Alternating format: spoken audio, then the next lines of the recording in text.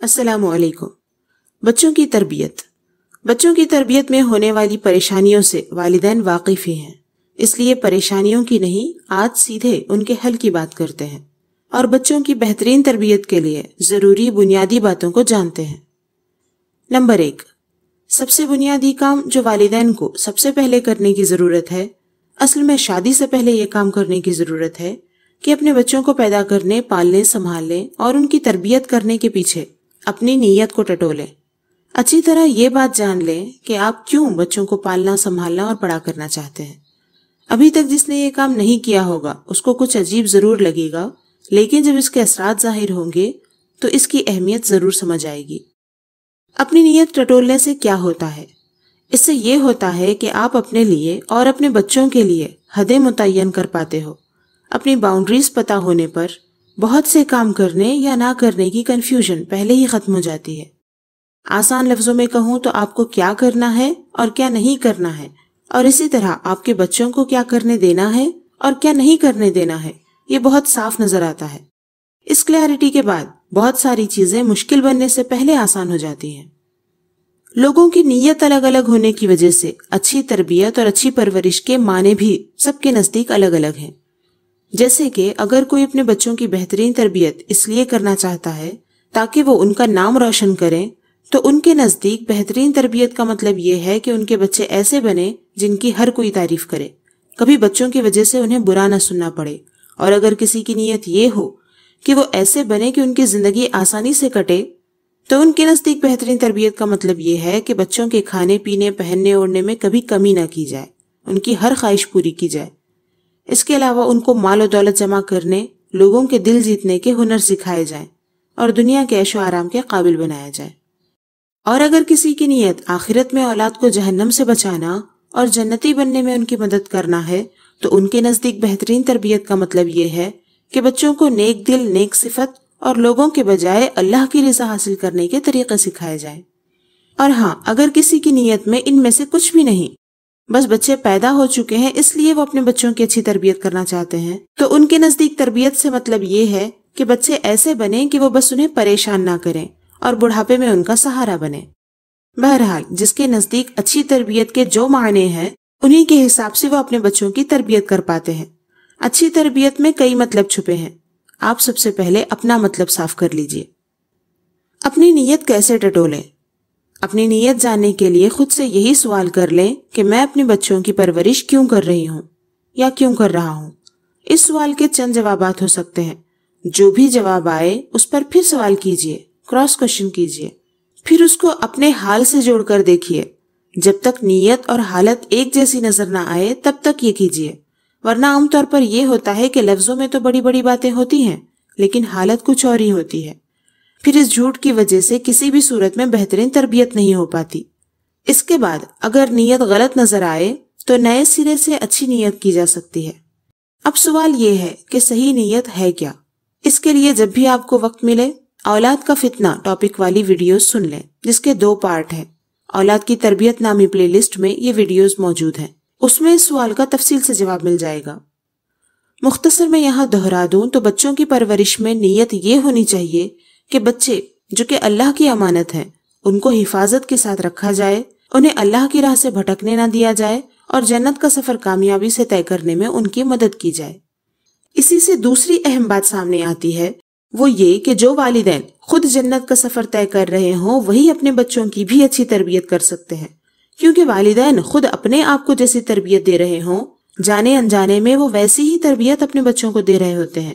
اگر والدین شان و شوکت کمانے کے پیچھے پڑے ہوں تو بچوں کو بھی وہ ہر کام میں، ہر بات میں شان و شوکت کا ہی سبق سکھاتے ہیں۔ اگر وہ اللہ سے زیادہ مال و دولت پر بھروسہ کرتے ہوں تو وہ اپنے بچوں کی زندگی میں بھی مال و دولت کو ہی خدا کا درجہ دے دیتے ہیں، معاذ اللہ۔ غرض کے والدین کی جیسی سوچ ہوتی ہے وہ ویسے ہی خود بھی زندگی گزارتے ہیں اور اولاد کو بھی ویسی ہی تربیت دیتے ہیں۔ اس لیے بچوں کی اچھی تربیت کے لیے ضروری ہے کہ سب سے پہلے خود کو اچھی تربیت دی جائے۔ اگر کوئی یہ سوچتا ہے کہ میں تو گناہگار خطا کار ہوں سو ہوں لیکن میں اپنے بچوں کو اچھی تربیت دوں گا، تو یہ ناممکن ہے۔ یہ باتیں صرف سوچ کی حد تک رہ جاتی ہیں۔ حقیقت میں وہ والدین اچھی تربیت کر ہی نہیں سکتے، کیونکہ جو بات انسان کے دل کی گہرائیوں میں بسی ہو اسی بات پر وہ ڈٹا رہ سکتا ہے، ورنہ لفظ بول کر گزر جاتا ہے جس کا اکثر کوئی اثر نہیں ہوتا۔ جیسے کہ جو والدین خود سچ نہیں بولتے، اگر وہ چاہتے ہیں کہ ان کا بچہ سچ بولے اور وہ اسے سچ بولنے کے لیے کہتے رہتے ہیں، تو بچے پر کچھ اثر ان کے والدین کی باتوں کا نہیں ہونے والا۔ وہ چاہے جتنا چیخو پکار کر لیں، اگر وہ سچ نہیں بولتے تو وہ بچے کے آگے سچائی کی اہمیت کبھی ثابت ہی نہیں کر سکتے۔ اسی طرح جو والدین خود اپنے رب کے فرما بردار نہیں اور جو خود اپنے والدین کے فرما بردار نہیں، اگر وہ چاہتے ہیں کہ ان کے بچے ان کے فرما بردار بن جائیں، پھر اس کے لیے وہ رات دن محنت کرتے، ڈانٹ ڈپٹ کرتے اور اپنے بچوں پر اپنے احسانات جتاتے ہیں، تو ان سب کاموں کا کوئی فائدہ نہیں ہوتا، کیونکہ جو لوگ خود اپنے رب کی قدر نہیں کرتے، اپنے والدین کی قدر نہیں کرتے، وہ اپنے بچوں کو یہ سمجھانے میں کبھی کامیاب نہیں ہوتے کہ ان کے بچوں کے لیے وہ قابل قدر ہیں۔ ہاں، یہ الگ بات ہے کہ اولاد اپنی فطرت کی اچھائی کی وجہ سے زندگی سے اچھے سبق سیکھ جائے اور ماں باپ کی قدر کرے، جو کہ حقیقت میں والدین کی تربیت کا نتیجہ بالکل نہیں ہوتا۔ اس سب کا مطلب یہ ہے کہ اگر آپ بچوں کی اچھی تربیت کرنا چاہتے ہیں تو سب سے پہلے خود اپنی اچھی تربیت کریں۔ ابھی تک ہم نے 2 باتیں بتائیں، ایک یہ کہ تربیت کا مقصد پتا کریں، کچھ اور مقصد ہو تو آگے کی باتیں ان کے لیے نہیں ہیں۔ ہاں، جن کا مقصد آخرت کی کامیابی ہے تو وہ دوسرا کام یہ کریں کہ بچوں کی تربیت سے پہلے اپنی تربیت کریں۔ اب ان دونوں باتوں کی دلیل قرآن سے جان لیں۔ یا ایھا الذین آمنوا قوا انفسکم واہلیکم نارا وقودها الناس والحجارۃ علیہا ملائکۃ غلاظ شداد لا یعصون اللہ ما امرہم ویفعلون ما یؤمرون۔ اے ایمان والو، اپنی جانوں اور اپنے گھر والوں کو اس آگ سے بچاؤ جس کے ایندھن آدمی اور پتھر ہیں، اس پر سخت کرے فرشتے مقرر ہیں جو اللہ کا حکم نہیں ڈالتے اور جو انہیں حکم ہو وہی کرتے ہیں۔ قو انفسکم پہلے حکم ہے، یعنی کہ اپنی جانوں کو بچاؤ، اس کے بعد حکم ہے کہ اپنے گھر والوں کو بچاؤ۔ کس سے بچاؤ؟ جہنم سے، تاکہ جنت میں جا سکو۔ اس سے ہمیں اپنی اور اپنے گھر والوں کی تربیت کا مقصد معلوم ہوا کہ جہنم سے بچنے کے مقصد سے تربیت ہونی چاہیے، اور دوسری بات یہ معلوم ہوئی کہ اس بچاؤ کا کام خود سے شروع کرنا چاہیے، پھر خود پر رکنا نہیں چاہیے بلکہ اس کے بعد گھر والوں کو بھی بچانا چاہیے۔ خود کو بچانے اور گھر والوں کو بچانے میں زیادہ فاصلہ نہیں ہوتا۔ جو بندہ خود کو جہنم سے بچانے کی سمجھ رکھے گا وہ یقیناً اپنے پیاروں کو بھی بچانے کی پوری کوشش کرے گا، چاہے پوری دنیا اسے روکے۔ اس لیے یہاں ضروری ہے پہلے خود جہنم سے بچنے کی سمجھ رکھنا، اس کے طور طریقے جاننا اور اس کے لیے محنت کرنا۔ جو انسان خود کو سنبھالنے میں کامیاب ہوتا ہے وہ دوسروں کو بھی سنبھالنے کی کامیاب کوشش کرتا ہے۔ اب تیسری بنیادی بات کرتے ہیں کہ اپنی اور اپنے بچوں کی تربیت کرنے کا آسان طریقہ کیا ہے۔ یہ طریقہ بڑا ہی دلچسپ اور مزیدار ہے۔ اس میں بس ہمیں یہ یاد رکھنا ہے کہ ہم اور ہمارے بچے دونوں انسان ہیں۔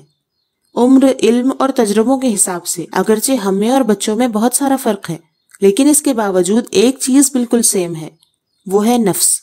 ہر انسان کے اندر نفس ہوتا ہے جو بچپن سے لے کر بڑھاپے تک ایک جیسا ہوتا ہے۔ مزیدار بات یہی ہے کہ ہماری اولاد بھی ہماری طرح انسان ہے، جن یا مشین نہیں ہے۔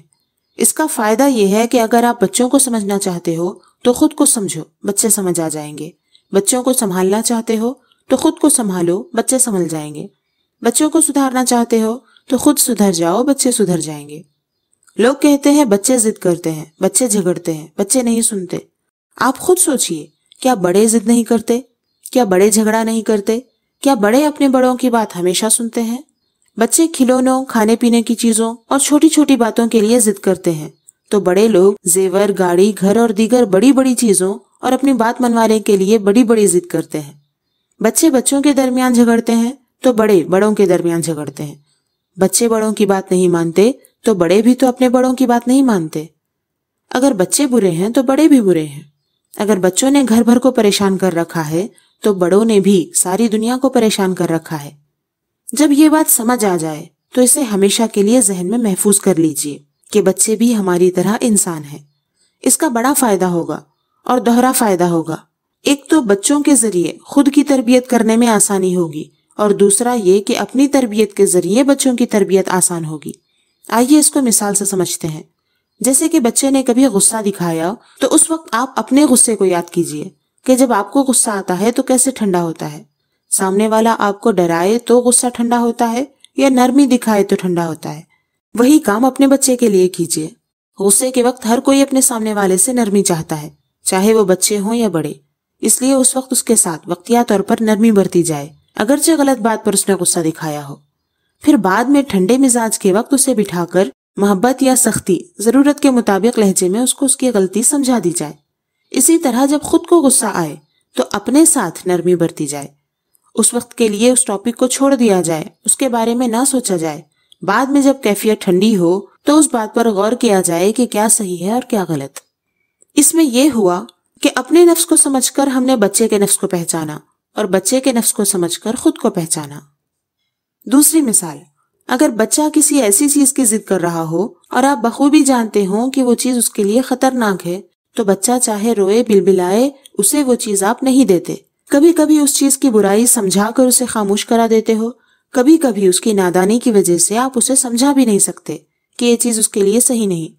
ایسی صورت میں آپ کسی اور چیز کے ذریعے اس کا دل بہلاتے ہو، کسی اور طرف اس کی توجہ لے جاتے ہو تاکہ بچہ خاموش ہو جائے۔ اس طرح آپ کامیاب ہو جاتے ہو۔ یہ صحیح ہے۔ بالکل اسی طرح ہمیں اپنے نفس کی تربیت کرنی ہے، کیونکہ ہمارا نفس بھی بالکل ایسا ہی ہے جیسا بچے کا ہے۔ جب کبھی ہمیں کسی چیز کی خواہش ہو اور علم والے ہمیں بتا رہے ہوں کہ یہ غلط ہے، تو جس طرح ہم نے بچوں کے ساتھ کیا ویسا ہی ہمیں اپنے نفس کے ساتھ کرنا ہے کہ پہلے تو خود کو سمجھانے کی کوشش کرنی ہے۔ بعض مرتبہ عقل اس بات کو سمجھ کر نفس کو اپنے کنٹرول میں لے لیتی ہے، اور بعض مرتبہ وہ خواہش اتنی زبردست ہوتی ہے کہ عقل میں بات آنے کے باوجود بھی خواہش کنٹرول میں نہیں آتی۔ اس وقت اسے کنٹرول کرنے کا طریقہ وہی ہے جو آپ نے بچے کے لیے استعمال کیا، کہ دوسری کوئی چیز بدلے میں دی جائے، اس کی طرف خود کو متوجہ کیا جائے۔ اگر اس سے بھی بات نہ بنے تو بچے کو جیسے کچھ دیر رونے کے لیے چھوڑ دینا مناسب ہوتا ہے تاکہ وہ تھک کر خود خاموش ہو جائے، اسی طرح اپنے نفس پر بھی کچھ دیر کی سختی برداشت کرنی ہے کہ چاہے کتنی ہی خواہش دل میں ہو وہ پوری نہیں کی جائے گی۔ یہ وقتیہ سختی ہمیشہ کے نقصان سے بچا لیتی ہے۔ جو والدین بچوں کا رونا نہیں سہ پاتے اور جو مانگے وہ دے دیتے ہیں، وہ ناکام والدین ہیں۔ اسی طرح جو اپنے نفس کی مانگی ہر چیز دے کر اسے خوش کرتے رہتے ہیں، وہ ناکام انسان ہیں۔ اس نظر سے دیکھا جائے تو بچے ہمارے لیے اس لحاظ سے بھی اللہ کا ایک احسان ہے، وہ ہمارے اندرونی حالت کا آئینہ ہے۔ اگر ہم انہیں صحیح طور پر سنبھالتے ہیں جیسے سنبھالنے کا فرض ہے، تو ہمیں خود کو سنبھالنے کی بھی عادت ہو جاتی ہے، اور اگر ہم بچوں کو نہیں سنبھال پا رہے تو اس کا مطلب یہ ہے کہ ہم اپنے نفس کو بھی نہیں سنبھال پا رہے ہیں۔ امام بوصیری علیہ رحمہ قصیدہ بردہ شریف میں فرماتے ہیں، النفس کالطفل ان تحملہ شب علی حب الرضاع وان تفتمہ ینفتم۔ اس کا ترجمہ یہ ہے کہ نفس بچے کی مانند ہے، اگر تم اس کا دودھ نہ چھڑاؤ تو وہ اسی عادت پر جوان ہو جائے گا، اور اگر تم اس کا دودھ چھڑا دو تو چند دن رونے کے بعد وہ دودھ پینا چھوڑ دے گا۔ یعنی کہ اگر نفس کی ہر مانگ پوری کی جائے تو کبھی اس کی مانگیں ختم ہوتی ہی نہیں بلکہ اور بڑھتی ہی رہتی ہیں۔ اس لیے ضروری ہے کہ کچھ دن اس کا رونا برداشت کر کے اس کی مانگ پوری نہ کی جائے، پھر جب بھی اس کی مانگ پوری کی جائے تو اس کی چاہت بڑھنی شروع ہو جاتی ہے۔ یہ کھیل مرتے دم تک رہتا ہے۔ نفس کے بارے میں اور جانکاری چاہتے ہیں تو نفس کا فتنہ ٹائٹل والی ویڈیو دیکھ لیں۔ بہرحال یہ بات صاف ہے کہ اپنے نفس کی طرح بچے کو اور بچے کی طرح اپنے نفس کو سنبھالنا پڑتا ہے۔ اس کے لیے یہ طے کرنا بہت ضروری ہوتا ہے کہ انہیں کیا چیز دینی ہے اور کیا نہیں، ان کے ساتھ کیا کرنا ہے اور کیا نہیں۔ یہاں پر پھر سے وہی بات کام آتی ہے کہ مقصد پتا ہوگا تو اس کے مطابق چیز دی جائے گی اور روکی جائے گی۔ فیصلہ لینے میں آسانی ہوگی۔ جب فیصلہ ہو جائے گا تو اس کے لیے کچھ بھی برداشت کرنے کی طاقت بھی آ جائے گی۔ تیسری اہم بات یہی ہے کہ یہ ہمیشہ یاد رکھا جائے کہ بچے کوئی پروجیکٹ یا مشین نہیں ہے کہ ان کو ایک پرٹیکولر طریقے سے مینیج کیا جائے یا ایک بار کوئی سیٹنگ کی جائے جس پر وہ ہمیشہ درست چلتے رہیں۔ بچے بھی ہماری طرح انسان ہیں۔ اتنے بڑے ہونے کے بعد بھی ہمیں جس طرح ہمیشہ رہنمائی کی ضرورت پڑتی ہے، مدد کی ضرورت پڑتی ہے، کیئر کی ضرورت پڑتی ہے، اسی طرح بچوں کو بھی ضرورت پڑتی ہے۔ بچوں کی تربیت کے حوالے سے یہ بات ہمیشہ یاد رکھیں کہ ایک طرف ان کی تربیت کر کے ہم ان کی مدد کر رہے ہیں تو دوسری طرف ہماری اپنی تربیت میں وہ بھی ہماری مدد کر رہے ہیں۔ اس کے لیے ہر دن صبح اپنے جینے کے مقصد کو یاد کریں اور ایک تازہ نظر سے بچوں کو دیکھیں کہ وہ ہمارے لیے نعمت ہے۔